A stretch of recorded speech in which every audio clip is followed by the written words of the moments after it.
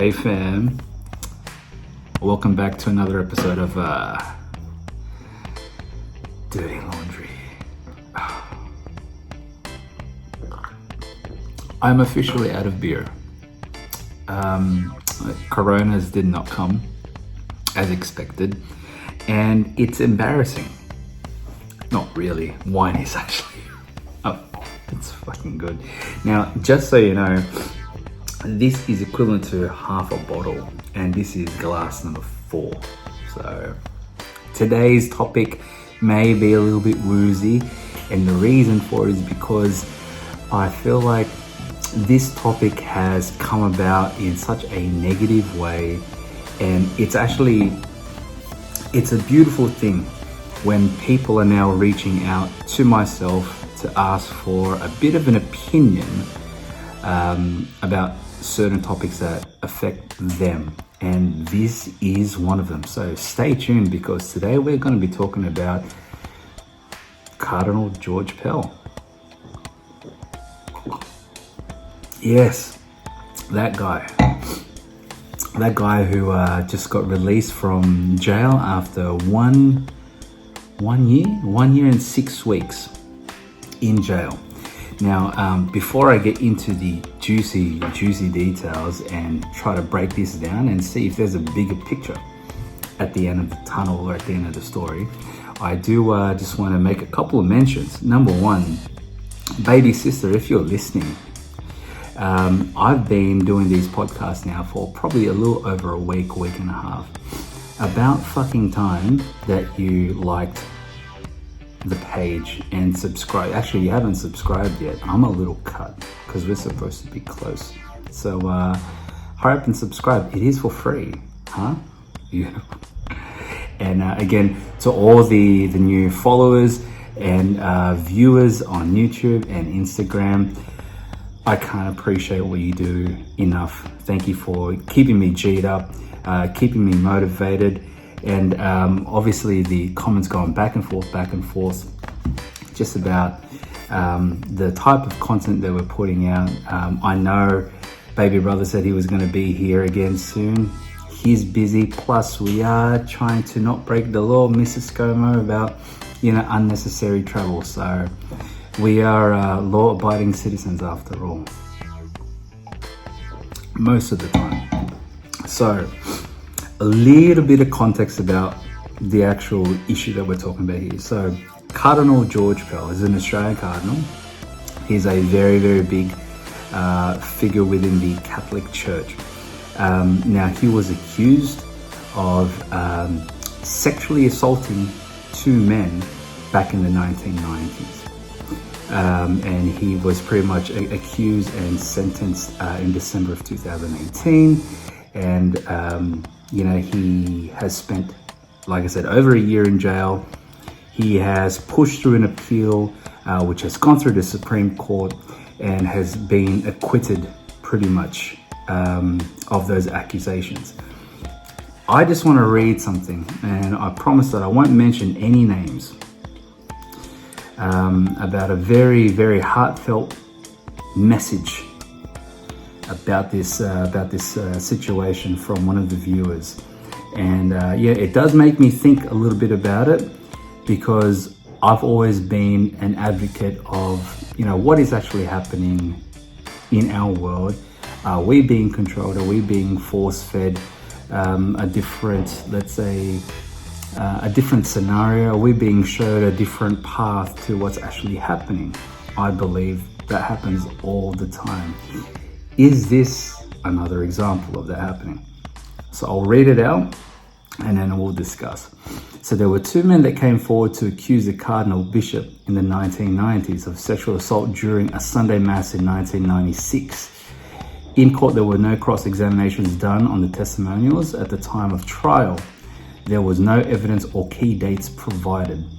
The witnesses supporting the accused gave evidence to say that Sunday Mass is so busy and very routine, it is unlikely that any of that nature occurred.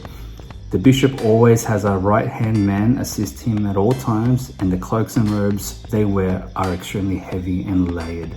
The victim claims all of this happened in a 5 minutes window during Mass. We're starting to put the pieces of the puzzle together. According to the testimonial supporting the Cardinal, it is an unrealistic time frame given the schedules, people present, and time frame. One man, before he died, confided in his mother and told her it never happened. The other man is standing true to his word.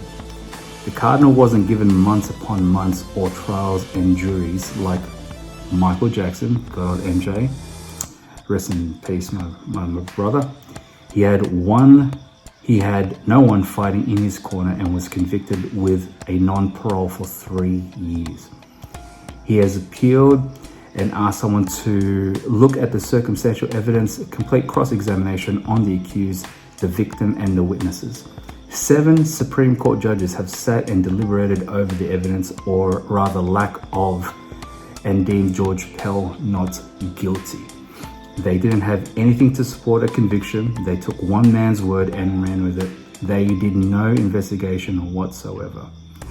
So that was from a viewer. And it really does make me think again about what actually happened and what we're being told. Is there a bigger picture to this whole thing? Let me just, before I actually get any further, I completely condemn the thought of people being sexually assaulted, raped, horrible things done against their will. I hate it. I think it's disgusting. And personally, being a father to 2 beautiful daughters, and I know there's a lot of parents out there who have sons and daughters, because remember, even boys and guys can be sexually assaulted and raped, just like these accusations. And I know as parents, if we found out that our kids or even our loved ones or anything like that had anything like that done to them, my goodness, we would not be wanting a trial or anything. We would want justice served cold. As Ben Shapiro would say, these rapists should be either killed or castrated. Pretty much straightforward, and that's what should happen. Now, I know that we have a judicial system here which some would say is not as tough as some of the other countries. Someone did something like this in, let's say, the Philippines or any other third world country, by golly, there would not be months and months and weeks, days, whatever, of trials and all that. Believe me, people will get you killed and they will ask the questions later and they will sweep everything under the rug. So anybody going through that type of shit here in Australia, believe me, you've got it super easy, and you should be counting yourself quite lucky, seriously. Now, what were we told by the media? Were we actually told this type of information, or is this information that this person actually had to dig and research through? And even in saying that, where did this person actually get this information? I believe that the world at the moment, and actually has been for such a long time, has just been washed over with so many different points and opinions about what's happening in the world. Media distractions happen all the bloody time. Okay, I actually did a Wikipedia search about all the things that happened in December 2018. And believe me, there were a lot of things there that were, let's say, a lot more serious than this. And I'm not taking anything away. I'm not taking anything away from these accusations, because these are serious.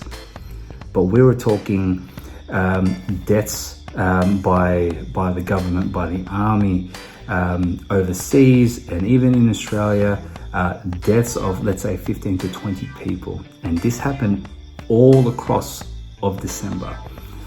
Not many of those stories were covered. I believe this one would hit a little harder to home because George Pell is an Australian cardinal. So that's probably why we got a lot of publicity about that here. Was that spoken about elsewhere? We don't know. I believe that No one really knows what's happened except George Pell. I would dare say that these two men, one again has passed, but these two men who have made this accusation did so with whatever intention they had. It happened in the 1990s and nothing was said until later on. And then we have to ask that question, why does it take so long for somebody to actually speak up?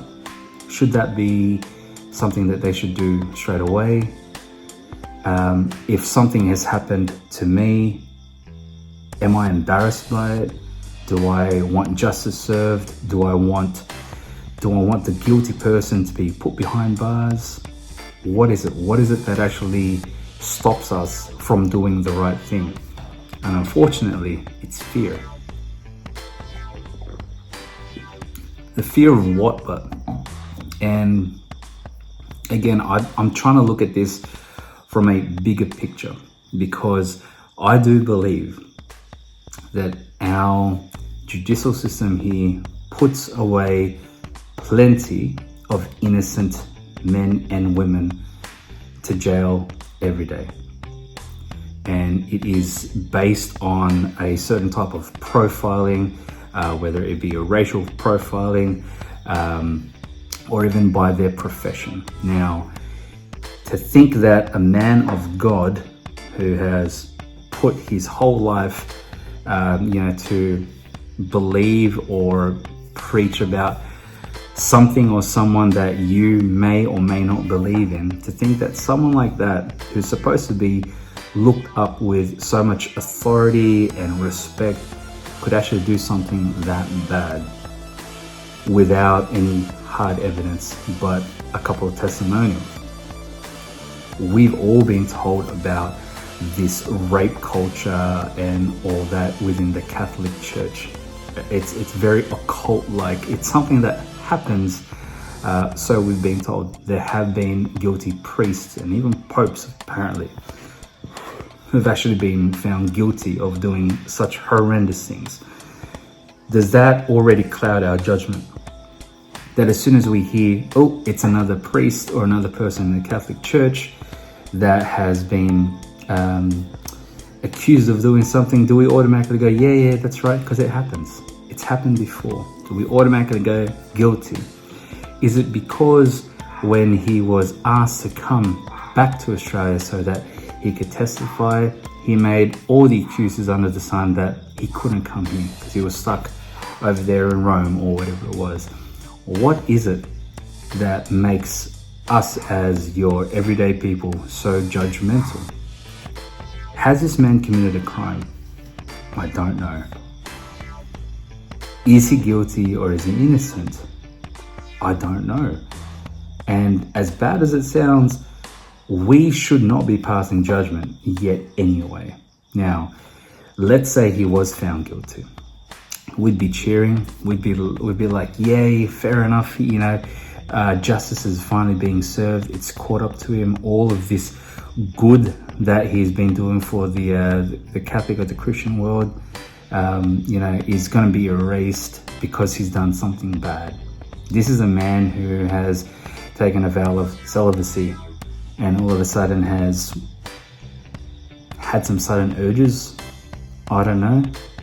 Can you blame the guy? Without making it into a comedy spin, my goodness, I can only imagine what it's like to go without any form of intimacy for an extended amount of time. It is crazy. Not an excuse, but 100% it is very, very crazy for myself anyway. Ladies and gentlemen, the whole, I think the message behind today's podcast is, again, the bigger picture. George Pell has made the news because he was released after 1 year and a couple of weeks behind bars for a crime which he has been proved innocent for. Is anyone out there feeling sorry for him? I don't know. There probably are, but I don't know. But is there anyone out there feeling sorry for the people who have actually been raped, sexually assaulted and all that, and have not come forward. And that's, again, the bigger picture.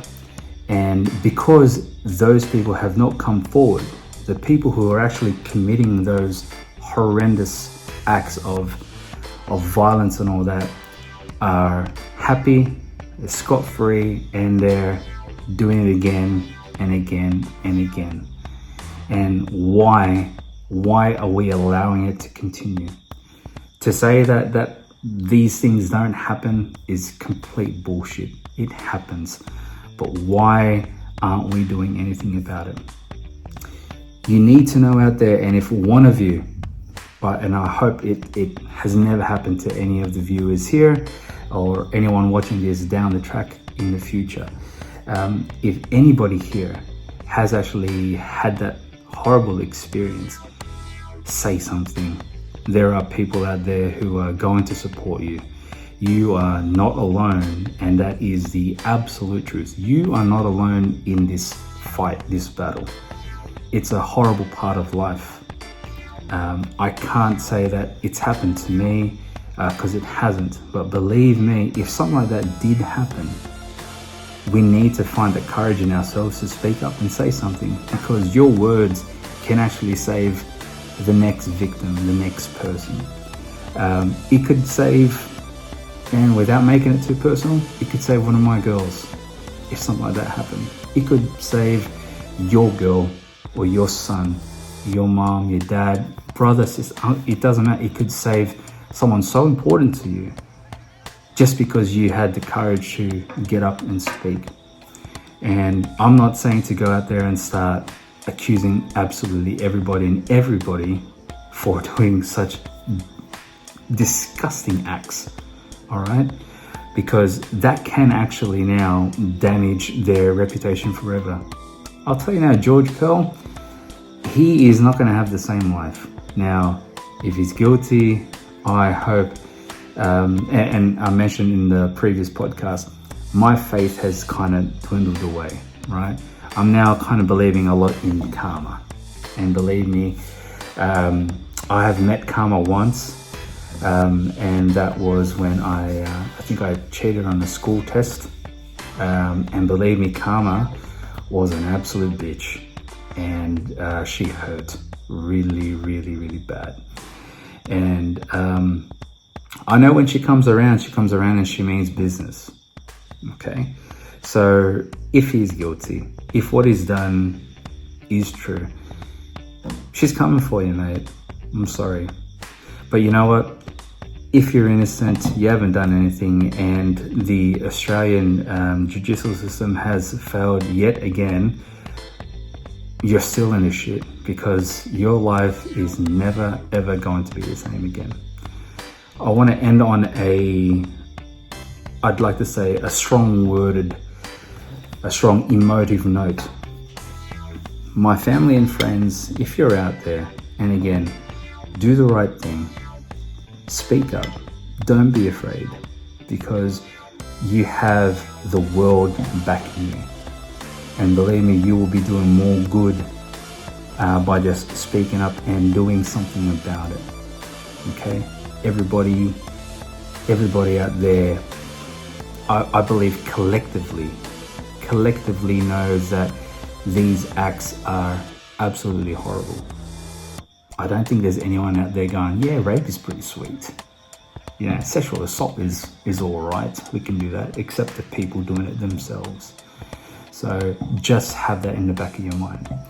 Guys, it was an uncomfortable topic to speak about, because you know what? People's lives are at stake. And I'm not talking about, just life and death wise, but I am also talking about, just their perception of life itself, how people will then perceive them. How are they going to feel when they walk down the road or down the street and they're recognized for everything? Okay. I believe as humans, we tend to pass judgment on quite quickly. If we believe everything we see on social media and the news. As far as I know, I've won the lottery 19 or 20 times, and I've got a family member in Saudi Arabia who wants to give me his $17.3 million that he inherited from my great aunt 3 years ago. I know that's specific because it's happened already. Thank you again for joining us, fam. I think I'm gonna have to fill this up because,